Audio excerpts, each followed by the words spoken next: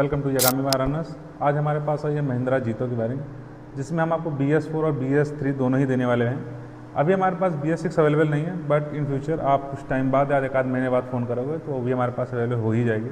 अभी हमारे पास जो है ये BS3 की वायरिंग, ये BS4 और BS3 दोनों में यूज़ कर सकते हो। बस कुछ अंतर है जो आप अपने इलेक्ट्रिशियन को दिखाओगे वो समझ जाएगा।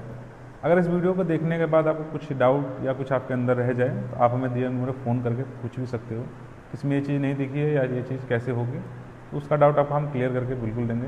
बाकी अभी हम ये आपका बॉक्स है, इसमें हमारे दोनों ही पार्ट हैं, इंजन और डैशबोर्ड दोनों ही हैं। मैं आपका इंजन वायरिंग दिखाता हूँ। इसमें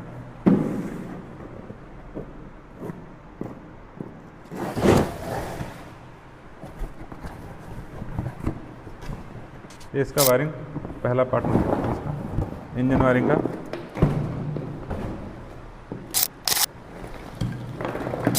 इंजन वायरिंग आपका बॉस ECM में है, जो BS3 BS4 आती है दोस्त में, इसमें बॉस ECM ही आता है। ये आपको फर्स्ट ECM का सॉकेट बॉस का, उसके साथ ये रिलेज हैं आपके।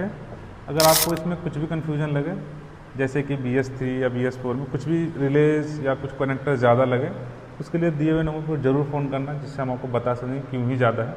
क्योंकि हमारा ऐसा थोड़ा सा मैन्युफैक्चरिंग है कि हमने शॉप ओनर्स और इलेक्ट्रिशियन के लिए ईजी कर रखा है कि आप अगर हमसे एक वायरिंग परचेस कर रहे हो या BS3 का या BS4 का, तो आप दोनों में यूज़ कर सकते हो, ज़्यादा डिफरेंट नहीं होता। तो हमने ऐसा ही कुछ बना रखा है। तो इसमें आप अगर कुछ भी डाउट लगे तो हमसे जरूर दिए नंबर फ़ोन करके जरूर पूछना। ECM तो मिनी फ्यूज़ रिले, एक और रिले और एक 60 एम्पियर का रिले, और एक सॉकेट यहीं पे आपका अर्थिंग में निकला हुआ है।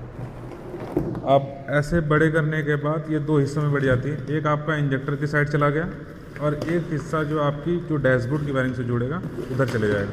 तो अभी हम इंजेक्टर की साइड वाले पे हम बात करेंगे। यहाँ से इंजेक्टर की साइड में जब बांटोगे आप, यहाँ से एक सॉकेट निकलेगा जो आपके सेल्फ एंटिनिटी या बैटरी के साइड ही जाएंगे। ये देख लेना आप, जो दोनों चीज़ है, ये दोनों चीज़ देख लेना किस साइड में लगेंगे, क्योंकि मेरे को इतना आइडिया इलेक्ट्रिशियन आपका आसानी से समझ जाएगा।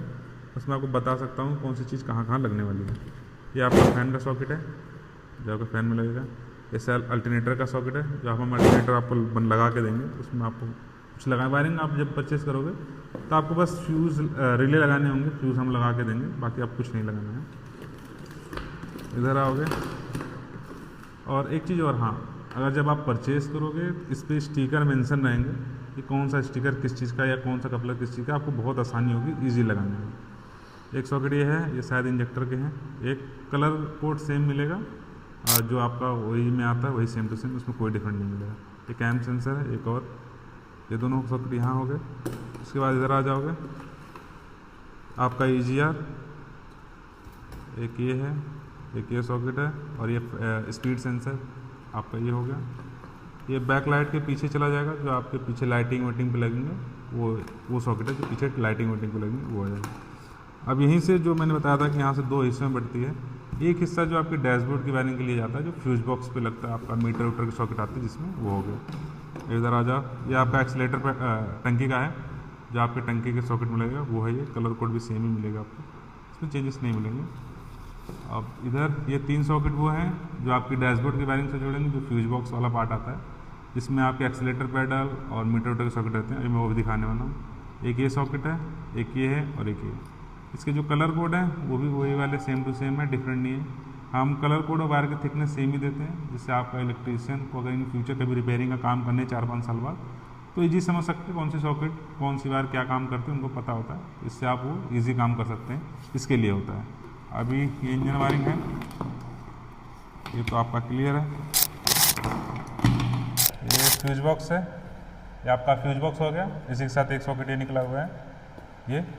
अब इधर आ जाओगे, ये सॉकेट वो है जो आपकी डैशबोर्ड की वायरिंग से ज्वाइन करेगा, वो दोनों हो गए, ठीक।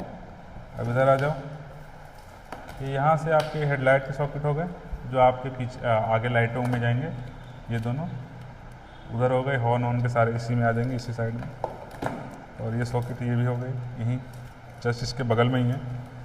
अब इधर मेन आपका मीटर का सॉकेट है, जो आपके मीटर में लगेगा। उसके बाद एक ये इक्वलाइजर का हो गया आपका, ये है वो एक्सीलेटर पैडल, जो आपके एक्सीलेटर पैडल पर लगेगा वो है।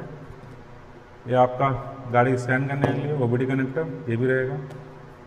और ये है आपका कॉम्बिनेशन के लिए, जो आपके चाबी स्विच पे लगेंगे, ये कॉम्बिनेशन हो गया।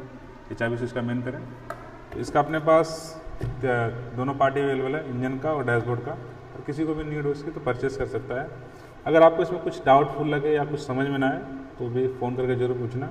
और एक हाँ चीज़, इसमें हमारी जो क्वालिटी है ओई में जो थिकनेस और वायर की क्वालिटी है वो सेम टू सेम है, कलर कोड भी डिफरेंट नहीं है। कलर कोड जो आपका ओई में मिलता है वही है। कलर कोड और वायर की थिकनेस देने का मतलब ये है कि आपका लॉन्ग टाइम यूज़ हो, अगर कुछ वायरिंग में कोई भी माइनर प्रॉब्लम आगे चल के हो तो इससे क्या है कि आपका इलेक्ट्रिशियन ईजी समझ सके, ये चीज़ के लिए हम सेम टू सेम देते हैं एग्जैक्ट। बाकी अगर किसी को भी इसकी नीड हो तो परचेस कर सकता है। BS3 BS4 दोनों ही अवेलेबल है। अगर आपको कैश ऑन डिलीवरी या पेड में दोनों में ही चाहिए तो भी मिल जाएगा। कैश में क्या है कि जो आपका शिपिंग चार्ज है बस वो देना है, जो आपका पिन कोड के हिसाब से पता चलेगा। ये क्लियर रखना, अगर आपके हमारे कस्टमर से बात करें या हमारे के लिए आप बात कर रहे हो तो दिए हुए नंबर पर फ़ोन करके बात कर लेना। अगर वो आपको शिपिंग चार्जेस के लिए बोलेंगे जो आपके पिन कोड के हिसाब से, तो आपको पे करना ही पड़ेगा। और एक हाँ, इतने सालों से हम काम कर रहे हैं बट इसमें एक चेंजेस है। कस्टमर ऐसे होते हैं जो बोलते हैं वहाँ पहुँचने के बाद हम उसको खोलेंगे फिर परचेज रिसीव करेंगे, बट कोरियर जो सर्विस हम देते हैं या हमारे पास जो भी है वो ओपन डिलीवरी नहीं है, वरना मैं वो भी देता। वो चीज़ नहीं है हमारे पास। कोरियर का अगर आपके पास जा रहा है तो आप रिसीव करो। अगर आपको थोड़ा सा भी डाउट लगे या कुछ लगे तो आप उसको वीडियो रिकॉर्ड करना, जब आप इसको ओपन करना हमारे पास भेज सकते हो कि हमें ये चीज़ रिसीव हुआ है। अगर कुछ भी चेंजेस लगेगा तो हम आप सामने से आपको जो शिपिंग चार्जेस आने जाने का खर्चा वो हम अपनी तरफ से प्रोवाइड कराएंगे। बट 100% श्योरिटी है कि ऐसा कुछ भी नहीं होगा जिससे आपको कोई भी चेंजेस या कोई प्रॉब्लम फेस करनी पड़े।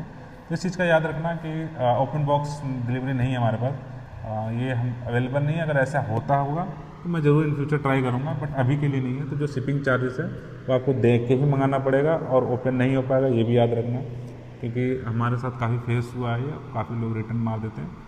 इसके लिए मैं ये बोल रहा हूँ कि आप इसका ध्यान रखना।